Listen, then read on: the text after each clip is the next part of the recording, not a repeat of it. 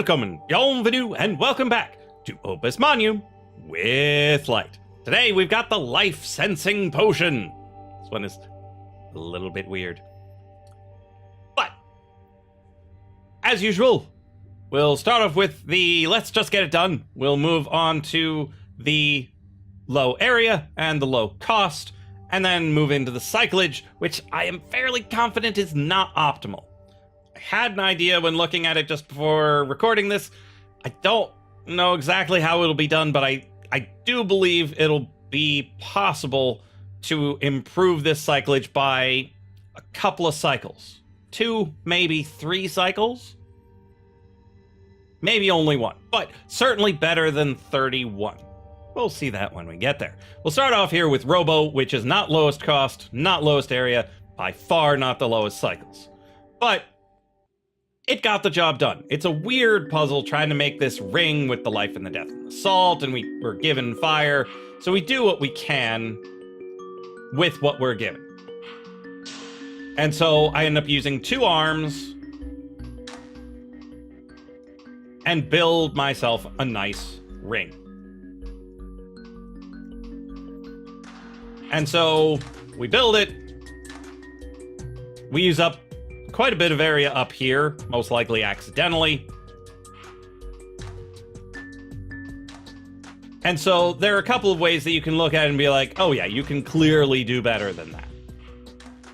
Both in the cost because it uses 2 arms, and the size because of how it gets all the way out here. There is no need for that. And so we want to do it smaller. Come over here with small, we get into the top percentile of size. Still using 2 arms, but instead of salting it on the way in, we salt it over here where we were previously wasting a space. And we make sure that we don't just throw it out willy-nilly over onto these hexes.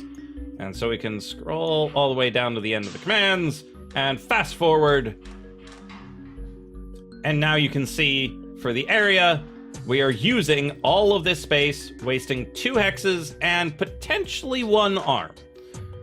So if we were to make this smaller somehow, it would likely involve either not landing on this hex, which seems doubtful, not landing on this hex, which is impossible, or cutting out one of these arms, which also gonna go with impossible because you've got this arrangement, which means you're not using 1 stationary arm. If you use just 1 arm, you're going to end up using a track. And in this case, using a track would not save you on space, because you get a lot of mobility out of these 2 arms. And an arm and a track is the same amount of space as 2 arms. So the only way I could think of making this even smaller is somehow getting rid of this hex right here by rearranging this such that you can build more effectively over top of this. That's the only way I can see of getting rid of this 1 extra hex and getting down to 17 area. But for now, 18 is good enough for me. It's top percentile. If you've got a 17 area solution, feel free to leave it in the comments over on Discord or on Twitter. Now let's go to the low-cost solution. This one is a little weird. Never had to build something quite like this before, because normally you're like, okay, so I've got a piston. Let's turn it into just an arm with a track. Well, in this case, we've got 2 pistons. That's a lot of freedom of motion that it's difficult to replace with cheaper stuff. And so what we do, we ride the lightning. We have a regular arm and a size 4 track. So 2 pistons becomes an arm and 4 pieces of track. And we call it lightning because of obvious reasons. And so we slide onto the salt, swing it on over, and we don't worry about area for this. We're swinging all over the place. We're worried about cost. The reason we have the lightning bolt shape is such that we can reach each of these 4 places with this arm and still be able to maneuver to build the ring. And so having this here lets that arm reach both parts of the binder without any serious encumbrance. So the only way we would be able to make this cheaper is if we repositioned this such that we only needed 3 pieces of track. Like I've said about a lot of these problems, might be possible. I just haven't been able to make it happen. And that's how we build ourselves a ring using this lightning design. Let's put it in fast forward, see if it looks fun in fast forward. Zoop! It's pretty fun.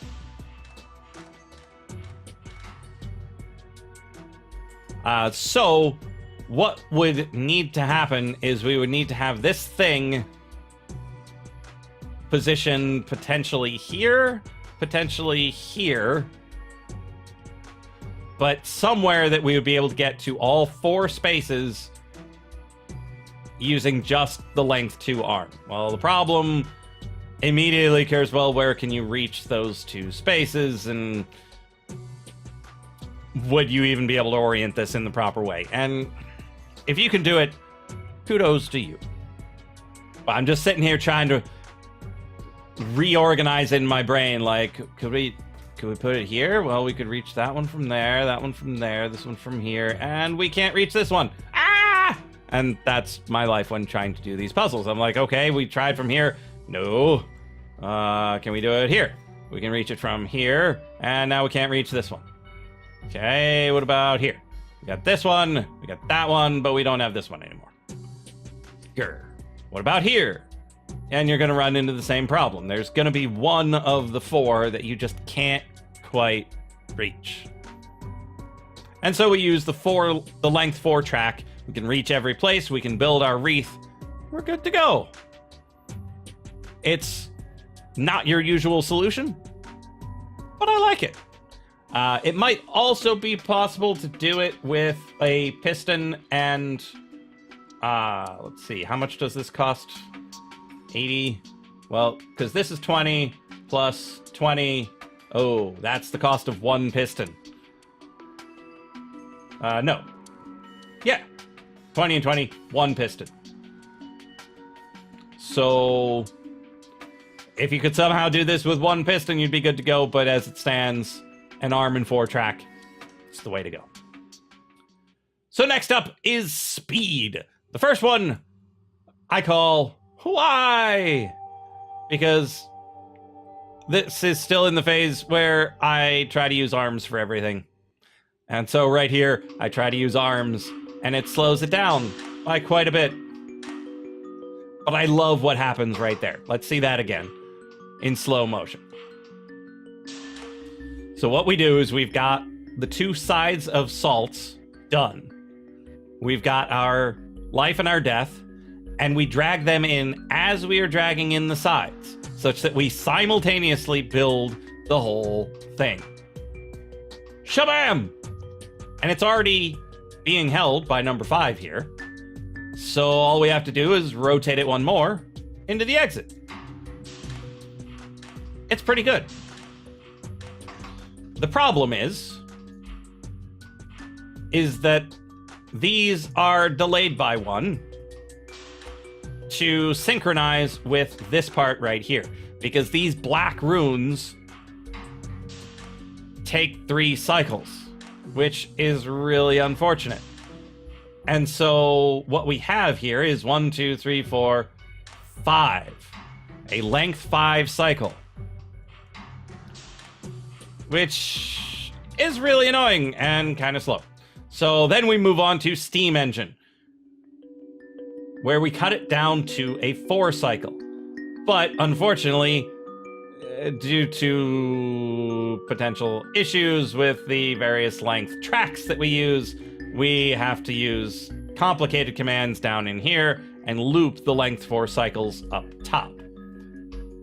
But we still delay the side salt because of how long it takes to generate the life and death.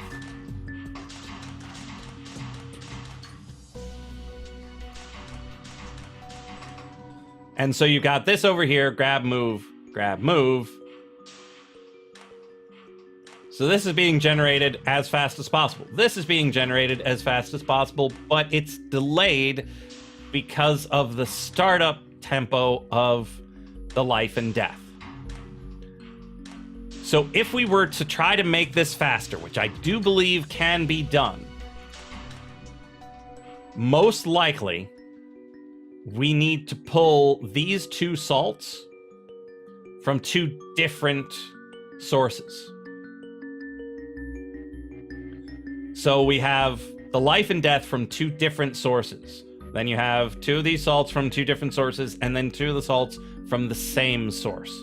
I don't know the logistics of it yet, but that's my idea of how it would need to work, because this right here is annoyingly delayed.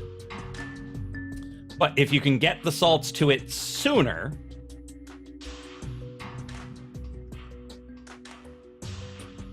maybe, just maybe,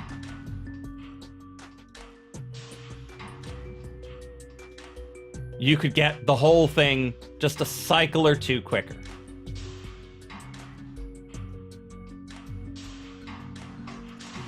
But I'm still a little uncertain as to where things would need to be positioned, how they'd be able to move around, if you'd still slam the sides in like this. It's really hard to tell. But I love the sound of this one. That's why it's called Steam Engine. I just love the sound it makes. Because of that hiss that you get out of the life and death and the bind and slam that you get from arm number 1 here. Love it. Love it a lot.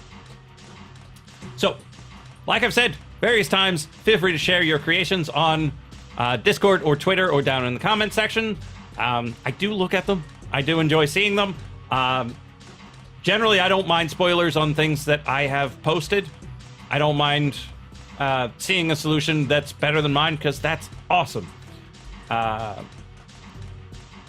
because there are enough puzzles that I don't necessarily need to go back to the earlier ones to super hyper optimize them. I just like getting it to a nice level for presentation, that top 1%, because we're not going to be running out of these anytime soon. That's all for this episode. I will see you in the next episode of Opus Magnum with Lyte.